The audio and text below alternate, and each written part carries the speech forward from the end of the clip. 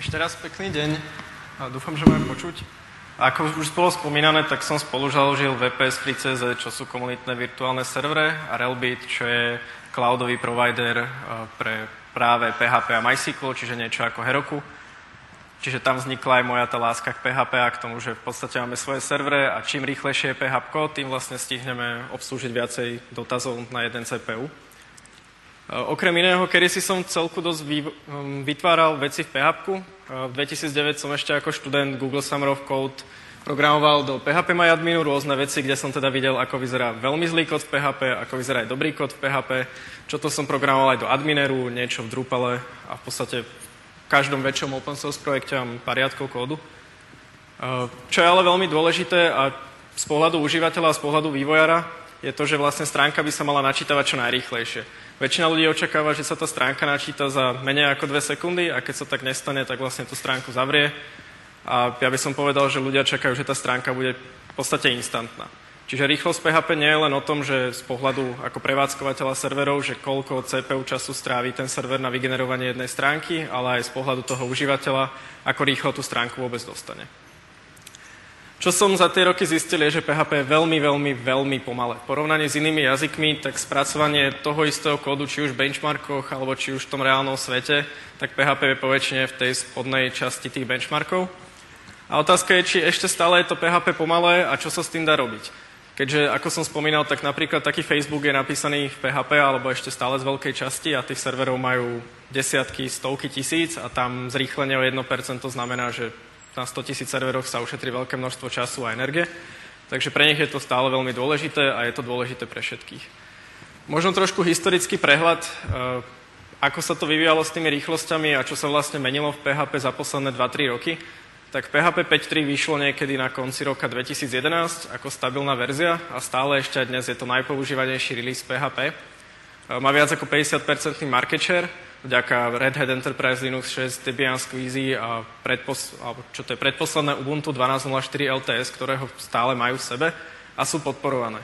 Čo je zaujímavé, tak PHP 5.3.28, čo je posledný release, tak ten bol posledný a ďalší nebude a PHP 5.3 je end of life a pokiaľ nemáte zaplatený subscription, tak prichádzate o v podstate security patche a PHP 5.3.28 už je v celku zraniteľná, takže ak ju máte, tak si ju prosím zaktualizujte.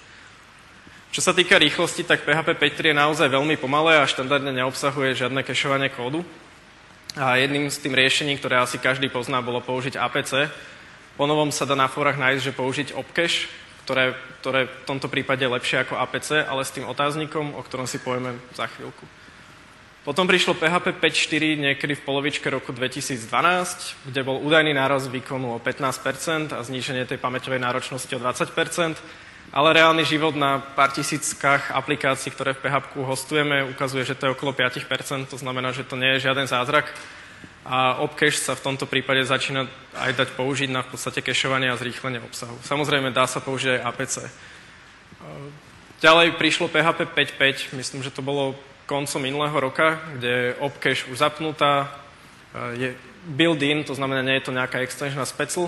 Voči PHP 5.4 je znova zrýchlené údajne o 15%, avšak v tomto prípade realita naozaj ukazuje, že to je tých 15-20%, takže z pohľadu výkonu naozaj má zmysel ísť v podstate na čo najvyššiu verziu.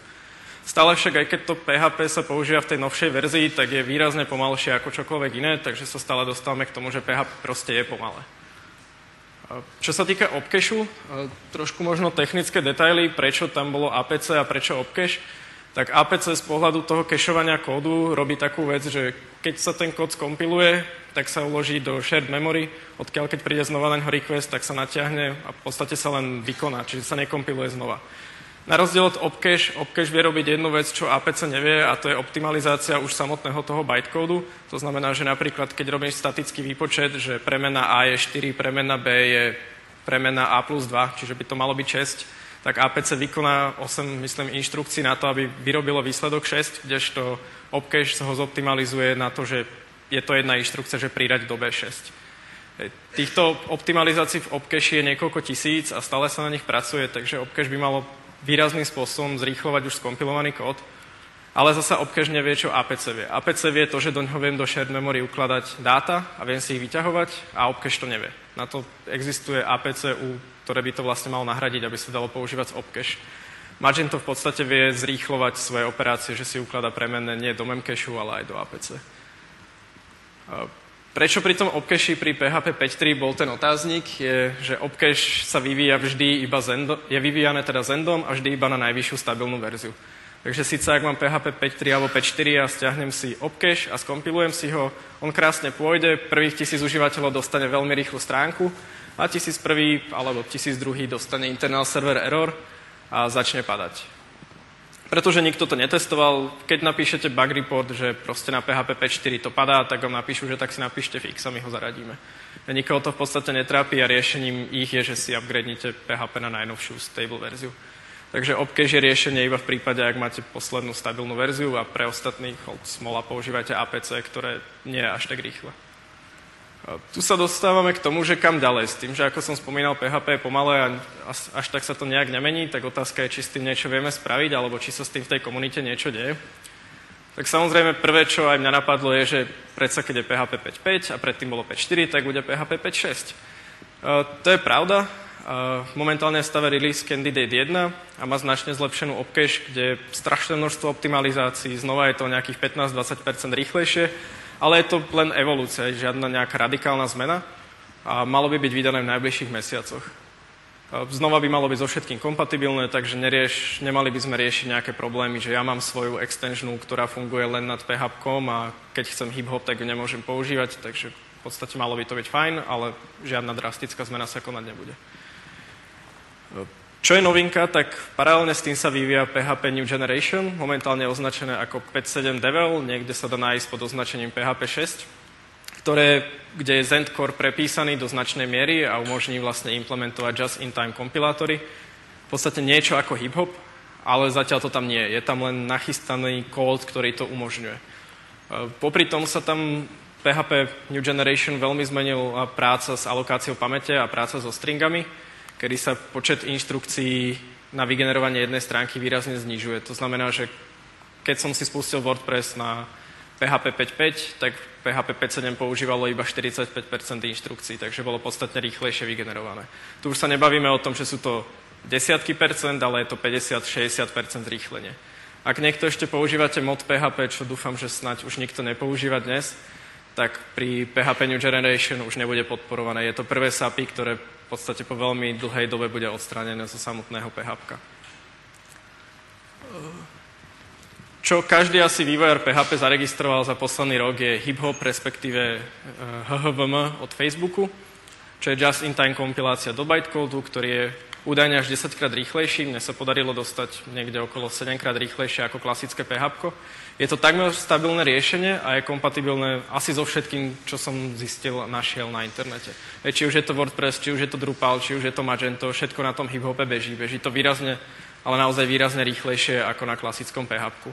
Problém je, že hip-hop neumožňuje nastavovať niektoré direktívy, ktoré normálne PHP umožňuje a neumožňuje si kompilovať vlastné extensiony, pretože to nie je Zend.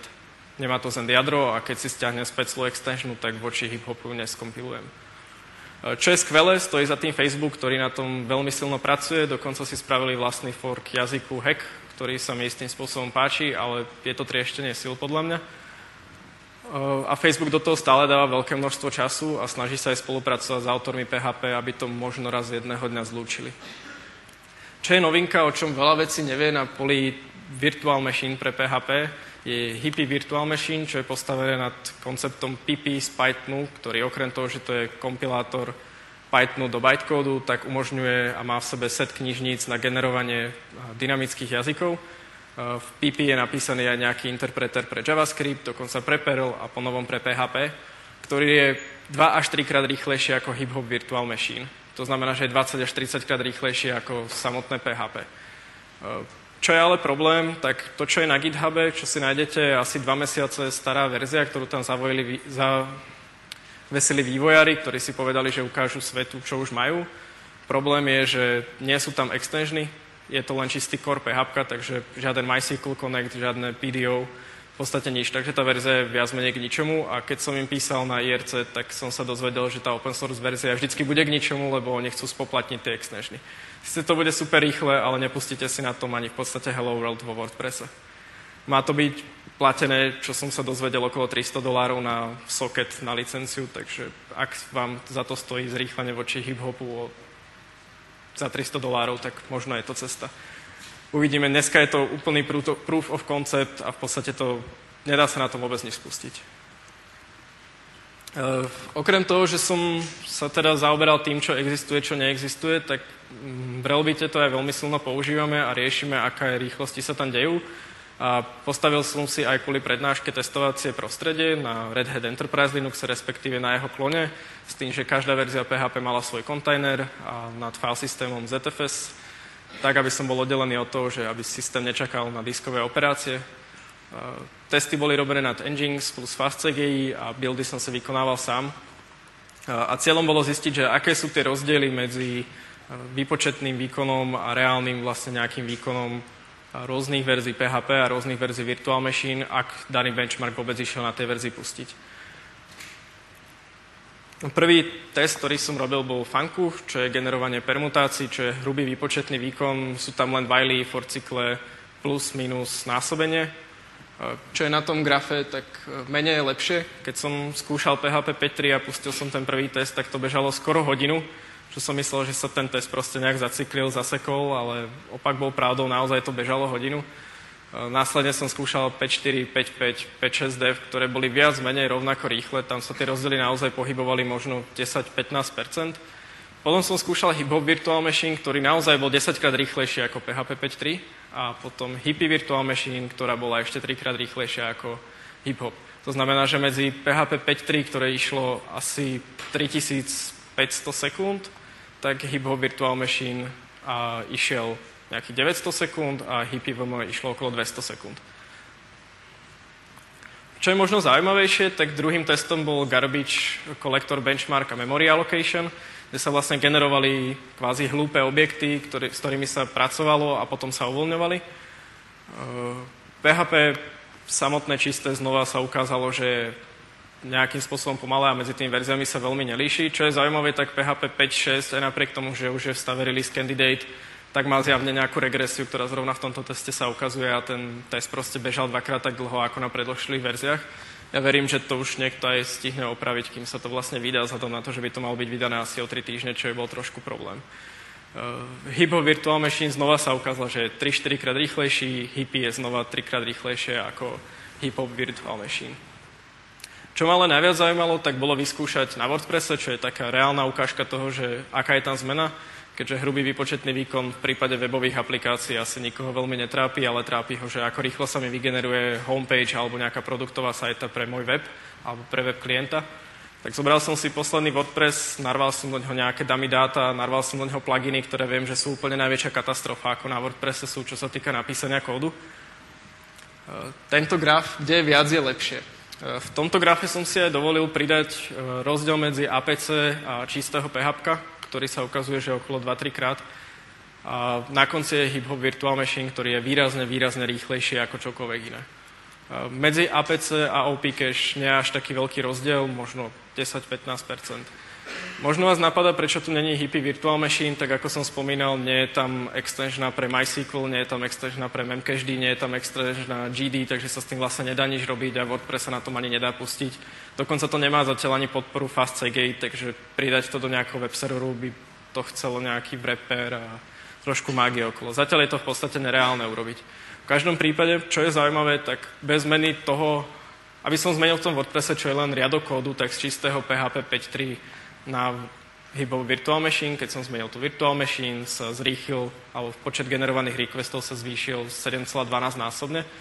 Čo asi moc nehovorte v práci, ako ste to dosiahli, keď to skúsite urobiť, lebo budete chcieť, aby ste všade mali hip-hop, lebo je to naozaj veľmi rýchle. Okrem toho, že teda sa generujú requesty na jadro procesora rýchlejšie, tak samotné requesty sú generované ešte rýchlejšie. To znamená, že nielen je tam väčšia paralelizácia, ale aj samotné to spracovanie je výrazne rýchlejšie. To znamená, že keď stránka sa načítavala pri PHP 5.3 okolo 400 milisekúnd, tak pri hip-hope to vychádzalo na asi 35 milisekúnd. Čo sa do testu nezmenilo, keď som potom hľadal ďalej, tak tých virtual machine je naozaj veľké množstvo pre PHP a začína to byť taká ako populárna disciplína posledný rok, že kto si napíše svoj virtual machine. Tak ako existuje JRuby, čo je kompilátor Ruby do JVM, tak existuje aj JPHP, čo nejakí Rusi urobili. Pred 10 dňami to zavesili na GitHub, vraj je to kompatibilné s PHP 5.4. Mne sa to teda nepodarilo ani spustiť. Existuje potom Zephyr, ktorý je vlastne kompilovanie PHP do C, ktoré sa vlastne potom do PHP pridáva ako extension. Plus majú svoj vlastný fork jazyka PHP, ktorý je niečo medzi C a Zephyrom a nie je to hack. Potom PHP New Generation, ktorý v čase testu v podstate sa nedalo ani spustiť, bolo úplne zabagované a myslím, že až na nejaký 4. commit späť sa mi ho podarilo vôbec kompilovať, takže zatiaľ by som ho nechal naozaj akože ten New Generation a možno raz jedného dňa. A potom samotné hippie virtual machine, ako som spomínal. Ak by ste ešte niekto vedeli, že je nejaká ďalšia virtual machine pre PHP, tak mi prosím dajte vedieť. Ja som sa dozvedel asi pred hodinou, že existuje virtual machine v Perli pre PHP napísaná. Takže asi toho bude v celku dosť. Kam teda sa uberá PHP? Je to open source projekt, každý si ho môže forknúť, každý si s ním môže spraviť, čo chce. Moja taká veľká obava je, aby sme za chvíľu nemali 45 verzií samotného jazyka, 30 verzií rôznych virtual machine, aby v podstate sme nemali 10 verzií toho, či už hacku, či už potom Zephyr. A či už potom máme PHP New Generation, ktoré beží na Zende, potom máme HipHop Virtual Machine, ktorá beží na v podstate pôvodnom kóde HipHopu z Facebooku a tak ďalej. Samotný autor teda PHP, Rasmus Leordorf, písal na mailing listy a keď som ho na IRCčku odchytil, tak to vyzerá, že PHP New Generation pravdepodobne bude zahodené, na čo sa Zend veľmi hnevá a veľmi teraz na tom pracuje a bude používaný HipHop Virtual Machine ako možno PHP 6.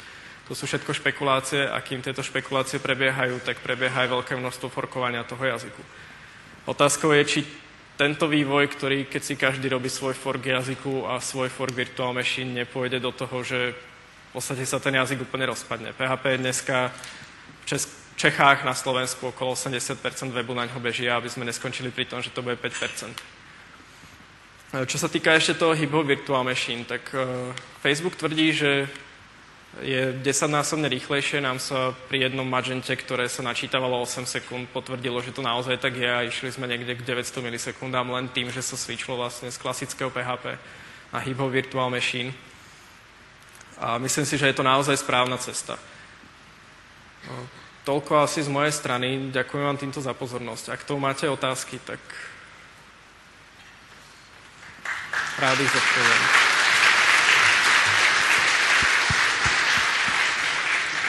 Díky Tomášovi. A vaše dotazy? Tam je dotaz.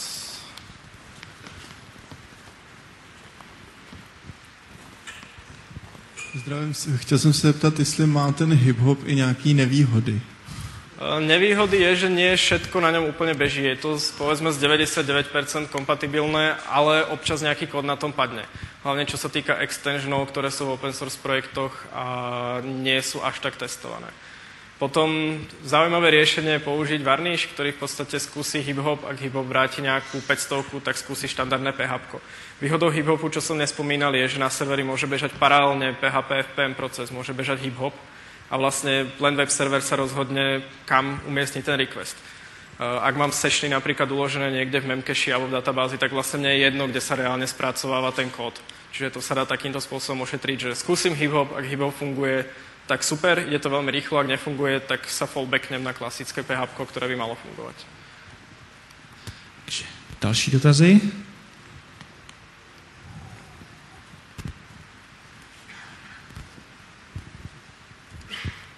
S tím příchodem hacku do HHVM nestane se z PHPčka jako tam druhořadý občan, že by pro Facebook nakonec vyhodil?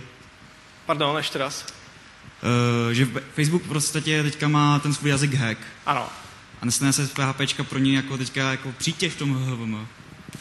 Ťažko povedať. Zatiaľ sa tie v podstate optimalizácie a HHVM v podstate v tom HVM dejú jak pre hack, tak pre PHP. A s tým, že ten hack je istým spôsobom iba nadstavba nad tým PHP, takže neviem posúdiť. To je možno vedel povedať niekto, ak je tu vývojar alebo bývalý vývojar z Facebooku, ako na to nazerajú.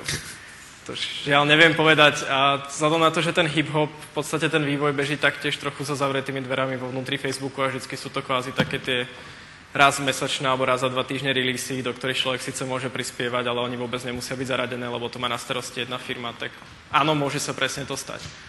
Ale znova tam je tá možnosť, že keď sa to zaradí priamo do PHPčka, tak by to malo byť v podstate OK. Používá někdo ten hack, někdo známej, nějaká známá firma? Facebook? No ano, ale ještě krom Facebooku někdo. Neviem, že by v tom bolo niečo napísané, lebo nebeží to nikde inde ako na HHVM, takže... Další dotaz? Jo, já bych se chtěl zeptat na těch 15 nejhorších pluginů pro WordPress, jestli byste mohli vytáhnout nějaký fakt jako extra příklad.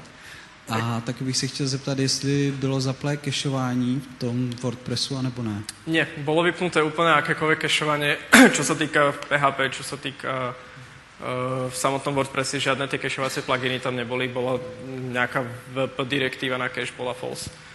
Čo sa týka pluginov, ja som si zobral tie pluginy od jedného nášho klienta z jeho dovolení, ktorý má nad WordPressom postavený vyhľadávací portál pre študentov a registráciu do kurzov, ktorý v podstate robí strašné psie kusy. Plus som tam mal, čo je najpopulárnejší WordPress e-commerce. Neviem, jak sa teraz volá, WooCommerce sa to myslím volá. A ďalej si nespomeniem, čo všetko tam bolo.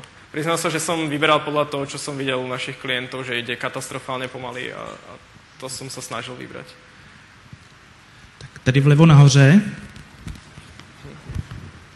Ahoj. Ahoj. Já teda, ona je to spíš otázka nebo taková poznámka, jestli náhodou jakoby ten výkon toho PHP není jakoby výrazně ovlivněn tím, že je to vlastně šablonovací jazyk, protože a i když v tom napíšeme jakoukoliv aplikaci v PHP, tak v principu ono to začne na řádku 1 a vlastně skončí to na posledním řádku. To znamená, že se při každém requestu načtou všechny knihovny, načtou všechny šablony, byť se to dá nakišovat, tak vlastně jestli to není jakoby už samo o sobě architektonicky špatně. Protože ostatní jazyky, když si vezmu třeba Javu, Python, Perl, cokoliv, tak vlastně oni si nabootují ten svůj aplikační server, kde si vlastně udělají celou tu inicializaci a potom vlastně sekají ty jednotlivé požadavky velice rychle.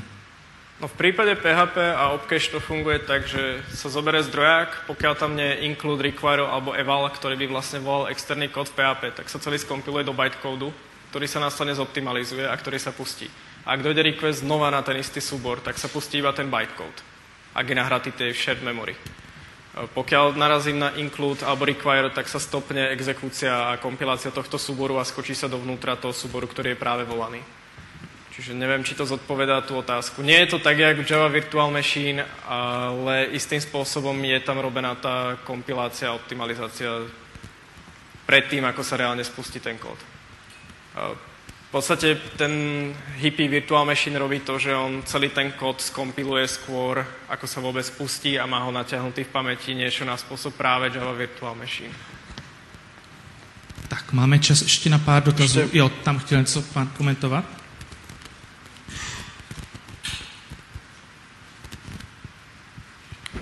Já to teda ještě doplním. Mně nešlo ani tak moc o tu rychlost jakoby toho zpracování. Protože vlastně to je jenom čistě otázka, jestli je to normální interpret, nebo jestli to zrychlíme tím žitem, nebo to napíšeme líp. Mně jde spíš o to, že vlastně v principu při každém requestu řešíme a děláme kód, který my nepotřebujeme.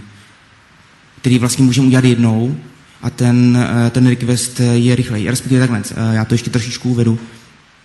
To, co já jsem třeba řešil pro jeden projekt, je to, že jsem si napsal aplikační server v PHP. Okay. To znamená, že ono to normálně PHP CLI, ale zinicializovalo si to veškeré věci a potom to řešilo ve smyčce jednotlivé požadavky s tím, že to komunikovalo přes FastCGI, s tím, že já jsem měl na tom PHP ten request za 1 milisekundu. Což vzhledem k tomu, že pod tím běželo nete a všechno kolem, je pravda, že tam bylo jakoby kešování, to znamená, není v tom databáze, ale jakoby dostal jsem se na úplně jináčí hodnoty, než když si člověk třeba pustí Magento, který běží 2 sekundy, 2000 milisekund na jeden požadavek. Hej, je to aj o tom, ako to PHP beží, presne tak. Pokiaľ beží v tom FastCGate, tak sa naozaj veľká časť toho kódu spracováva vždy, ak to mala byť tá otázka, ak som to správne pochopil. No takhle, můžeme to asi Môžeme to potom. asi nechať na prestávku. Tak, ještě nějaký dotazy? Tady? Ahoj, abych se chtěl zeptat na thready, jestli jsou v nějakém klonu vyřešený líp než, nebo vůbec nějak řešený. Hip-hop Virtual Machine rieši thready cez svoju nejakú extensionu. Či to je dobre vyriešené, neskúšal som to popravde.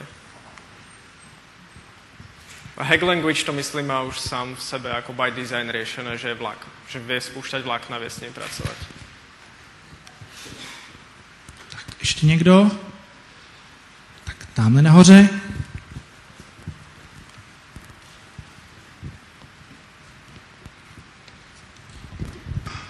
Čau.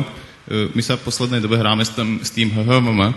Akorát sa ťa chcem spýtať, že tie testy, ktoré si robil, myslíš si, že to je akože ready for production? Respektíve je tu niekto, kto to má v produkcii? No my to máme v produkcii na asi 1000 aplikácií, ktoré robia okolo možno 2-3 miliónov page views denne. A je to v pohode, nemá to my to máme tak, že keď hodí HHVM nejakú chybu, tak sa čiže máte tam ten fallbacking. A fallbackuje sa, presne tak. Čiže je možné, že to vypadáva? Nie, že je to možné, ono to reálne vypadáva asi v 2% requestov, preto v tom aj slide som mal, že je to takmer stabilné. Hlavne Magento, niektoré pluginy s tým majú veľký problém. Super, dík. Ešte možno doplnenie, čo mi napadlo, pardon. Keď sa niekto pýta, kto používa hip-hop Virtual Machine v produkcii, tak VP Engine na ňom beží. S WordPressem. Já jsem se jenom chtěl zeptat, ten fallback na ten PHP FPM, to se jako řeší fakt jen přes ten Varnish, nebo se to může řešit i přes Nginx a nějaký přímo ten web server, aby předtím zase nemuselo nic stát? No tak keď si to naskriptujete do Nginxu, tak... Jo. Nginx vie po novom rozšírenia v jazyku Lua a malo by to ísť podľa mňa pekne napísať. Tak je vidět, že PHP je žhavý téma, aspoň podle počtu dotazů. Ještě někdo? Tak já už nikoho nevidím. Tak bude